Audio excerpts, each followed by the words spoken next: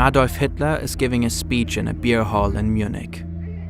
Right behind him in the column, a bomb has been hidden away, and it is about to go off. The German carpenter and Nazi opponent Georg Elser has planned this moment for months. He knew Hitler would be here tonight. He knew when exactly the Führer would give a speech. Elser installed explosives with a time fuse. At exactly 9:20 p.m., his bomb is supposed to detonate. The explosion causes the entire ceiling above the podium to collapse. 63 people get injured, 8 die. But Hitler isn't one of them. He left the beer hall earlier than expected at 9:07 p.m. Georg Elser failed. But this was just one of many attempts to assassinate Hitler. One of almost 40. Today we take a look at some of the most spectacular plans to rid the world of the Nazi leader. Why did they all fail? How did he keep getting away? Was Hitler just that lucky? Or was there more to it?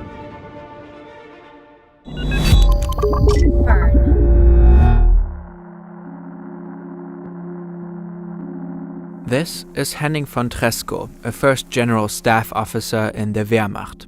At first, he's a supporter of Hitler when he seizes power in 1933.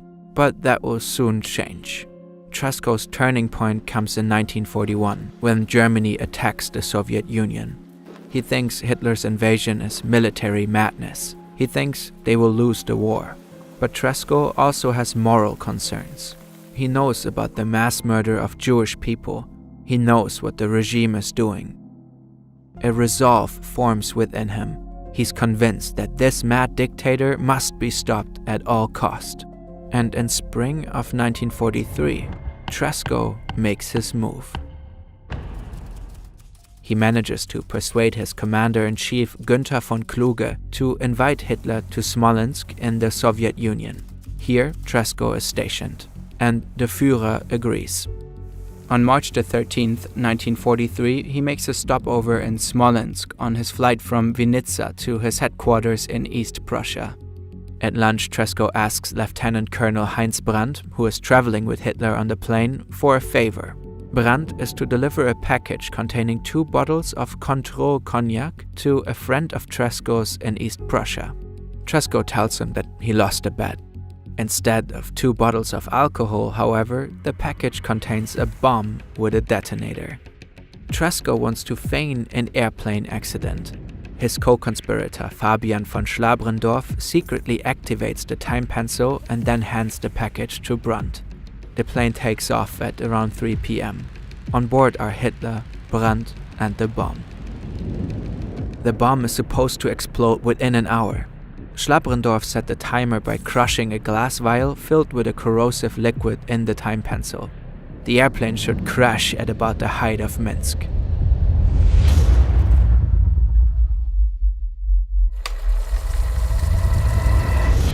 But Hitler lands in his headquarters unscathed. Brandt had packed the package in the cold cargo hold. The acid detonator had frozen. Tresckow immediately calls Heinz Brandt and tells him that he accidentally gave him the wrong package. The next day, Schlabrendorf flies to East Prussia, exchanges the package with 2 bottles of cognac, and defuses the bomb. Producing videos like this one takes a lot of time, and we actually deal with math and science quite a bit while building 3D scenes. A great way to approach such challenging subjects is Brilliant. Brilliant is a platform that helps you learn new skills across various subjects like math, programming, and artificial intelligence. With thousands of interactive lessons, you can customize the content to fit your needs and work through exercises at your own pace. For example, Brilliant offers a course on probability. You will learn the basics and how to make predictions using probability theory. If that's not your cup of tea, there's a vast library of other topics. New lessons are added every month. If you want to check out Brilliant, you can get started today. Scan this QR code or visit brilliant.org/fern and try it for free for a full 30 days. You'll also get 20% off an annual premium subscription. The link is in the description. Tresckow's assassination attempt failed, but he didn't get caught either. In fact, he was part of a sworn circle of military resistance fighters determined to kill Hitler, and they were far from giving up. A key figure in the group was Lieutenant Colonel Klaus Schenk Graf von Stauffenberg. Over the years, he became the head of the military conspiracy. Tresckow and Stauffenberg were close companions, and they were always looking for a new opportunity to eliminate the Führer. They didn't have to wait for long. Fast forward 9 months. This is Axel Freiherr von dem Busche. He's an officer, almost 2 meters tall, blonde, and has blue eyes. He truly embodies the Nazi ideal. This appearance is supposed to provide him with the perfect opportunity to kill Hitler. Von dem Busche and a group of other soldiers are to present the new Wehrmachtsuniform to Hitler at his headquarters. Von dem Busche plans to use a hidden British hand grenade to blow himself up along with the dictator. But then in Berlin, a railroad wagon is destroyed by an Allied bomb. It contained the new uniforms. No uniforms, no presentation. The meeting is postponed. By then, von dem Busche isn't an option anymore. Just 1 month earlier, he was seriously wounded. One of his legs had to be amputated. Instead, Stauffenberg now wants the 21-year-old Lieutenant Ewald Heinrich von Kleist to trade his life for Hitler's death. The young lieutenant takes his time to think about it and agrees. Von Kleist is ready to do the job and prepares. But Hitler cancels the appointment on short notice. On July 7, 1944, the presentation of the new Wehrmacht uniforms finally takes place at a castle near Salzburg. This time, Major General Helmut Stief is chosen as the assassin. He too is part of the resistance group. The odds of success are extremely high. An explosion at that distance is nearly unsurvivable. It's the perfect opportunity. Then, at the last minute, Stief hesitates and backs out. Sure, he wants to see Hitler dead, but he isn't willing to sacrifice his life for it. Yet, the group around Stauffenberg doesn't give up. They plan a new attack. This time, Stauffenberg wants to do it himself. He aims not only to kill Hitler, but also to bring down the entire Nazi regime in one coordinated strike. In the early morning of July 20, 1944, Stauffenberg and First Lieutenant Werner von Haeften fly from Berlin to the Führer's headquarters. Stauffenberg is to report on the Eastern Front at a meeting with Hitler. It presents the perfect opportunity for Stauffenberg. He plans to arm 2 bombs in his briefcase, place it near Hitler during the meeting, and leave the room before the bombs go off. Then he plans to fly back to Berlin, where he and other resistance fighters plan to take over power after Hitler's death. At the Führer's headquarters, Stauffenberg learns that the time of the meeting has been changed. Due to a visit of the Italian dictator Benito Mussolini, it is moved forward by half an hour. At around 12:15, Stauffenberg pretends to want to change his shirt. Together with Haeften, he wants to secretly activate the time fuse for the bomb before the meeting begins. But they get interrupted and told to hurry not to be late for the meeting. Therefore, they can only arm 1 of the 2 explosives. So Stauffenberg doesn't pack the second one and leaves it with Haeften. He then enters the meeting. He puts his briefcase down near his target at the end of the table. Hitler and the bomb are now separated by only about 1.3 meters. Stauffenberg gives his report and then immediately leaves the room, supposedly to make an important phone call. Everything is going according to plan. A few minutes later, Hitler leans over the table to further discuss war strategy, and the bomb detonates. Stauffenberg watches the explosion from 200 meters away and is certain. Hitler is finally dead. He flies back to Berlin with Haeften to continue Operation Valkyrie. They plan to blame the SS and the Gestapo for Hitler's death. Then they want to take power and put an end to the Nazi dictatorship.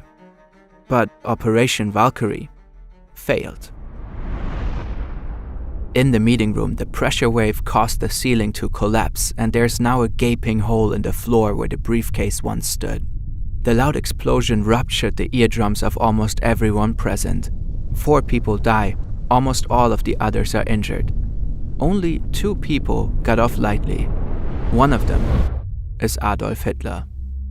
The fact that Hitler leaned over the table during the explosion saved his life. He was only thrown slightly upwards by the force of the explosion. If Stauffenberg had also placed a second bomb in his briefcase, the explosion probably also would have killed Hitler. With the failed assassination attempt on Hitler, the planned coup to end the Nazi regime also fails only a few hours later. Stauffenberg and the 3 other main plotters are shot that very night in the courtyard of the Blender block. Those are the headquarters of the General Army Office, and it was the heart of military resistance. 200 other co-conspirators also get executed. It is the last known attempt to assassinate Hitler.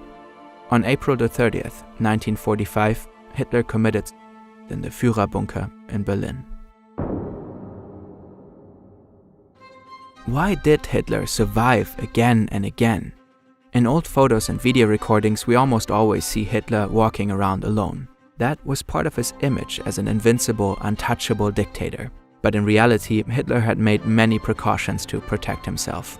He had many highly trained bodyguards. A special security service checked all routes and locations meticulously before Hitler arrived. His whereabouts were top secret.